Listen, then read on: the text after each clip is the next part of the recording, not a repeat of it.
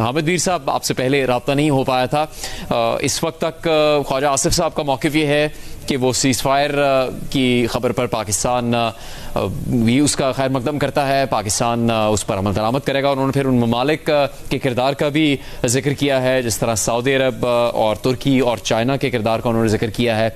आपको इस वक्त क्या अंदाज़ा हो रहा है कि अगले आने वाले दिनों में, और ख़ास तौर पर 12 मई तक का जिक्र हो रहा है, उस वक्त तक क्या पेशरफ्त हो सकती है?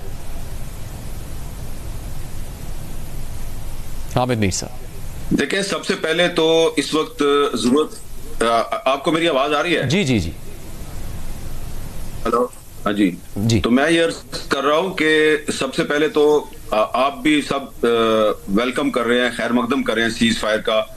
पाकिस्तान की हुकूमत भी सीज फायर का खैर मकदम कर रही है। लेकिन सबसे पहले तो ये देखना है कि इंडिया की तरफ से इस सीज फायर पर कितना अमल दरामद करवाया जाता है, क्योंकि इंडियन मीडिया जो है वो एक दफा से फिर पाकिस्तान पर ये झूठे इल्जाम लगा रहा है कि पाकिस्तान इस सीज फायर की वायलेशन कर रहा है, जबकि पाकिस्तान ने सीज फायर की वायलेशन नहीं की। हमें ये बताया जा रहा है जी कि क्योंकि पाकिस्तान और इंडिया का बॉर्डर बहुत बड़ा है, लाइन ऑफ कंट्रोल जो है वो भी बहुत लंबी है, तो कहीं कहीं पर ये जो इंडिया की तरफ से पाकिस्तान पे शेलिंग हो रही है तो ये मामूल की कार्रवाई है। तो ठीक है, हम उम्मीद करते हैं कि ये सीज फायर जल्द अज जल्द हो जाएगा।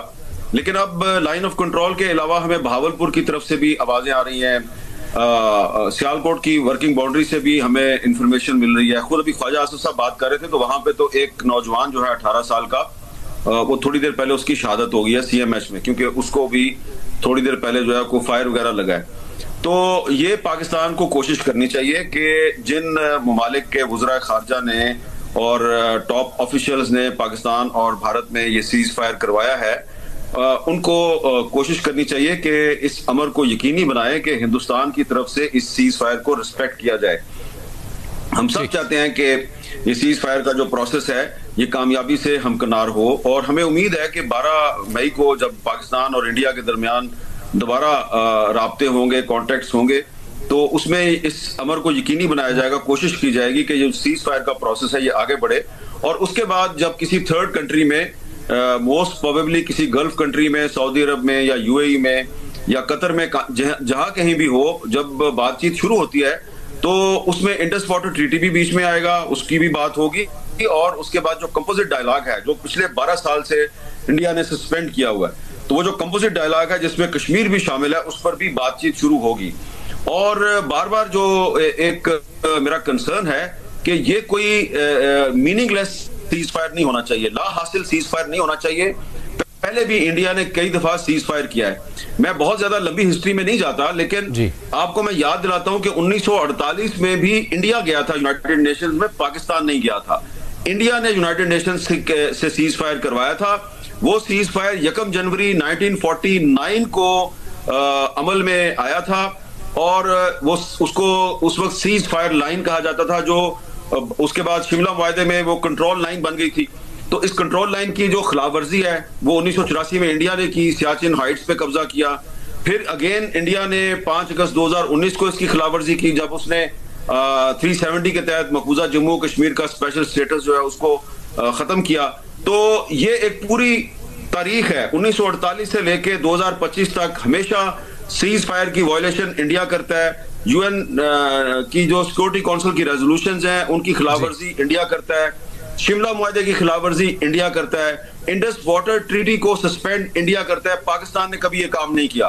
तो अब अगर डोनाल्ड ट्रंप साहब की या UK, सऊदी अरब, तुर्की, दीगर ममालिक की कोशिशों से अगर सीज फायर दोबारा हो गया है तो हम सब चाहते हैं कि ये कामयाब हो।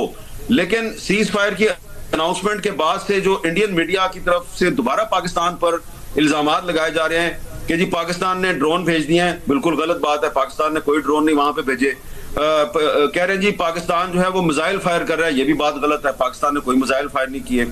तो मैं अब बार बार ये बात रिपीट नहीं करना चाहता कि इंडिया की तरफ से सीज फायर की वायलेशन हो रही है। मैं सिर्फ ये कह रहा हूं कि इंडियन मीडिया जो पाकिस्तान पे इल्जाम लगा रहा है वो इल्जाम गलत है, और उसमें मुझे I am smelling a rat. अल्लाह करे कि मेरा खदशा सही साबित ना हो, लेकिन क्योंकि मैं और आप, हम अपने व्यूअर्स को जवाबदेह हैं। हम हमेशा जो ऑफिशियल सोर्सेज की इंफॉर्मेशन होती है उस पर डिपेंड नहीं करते। तो हम जो है वो जो नॉन ऑफिशियल सोर्सेज होते हैं, खास तौर पे पाकिस्तान के वो लोग, आजाद कश्मीर के वो लोग जो बॉर्डर के साथ साथ रहते हैं, वहां से वो हमें वीडियो फुटेज बना बना के भेज रहे हैं। तो हम चाहते हैं कि वो लोग इस वक्त परेशान हैं।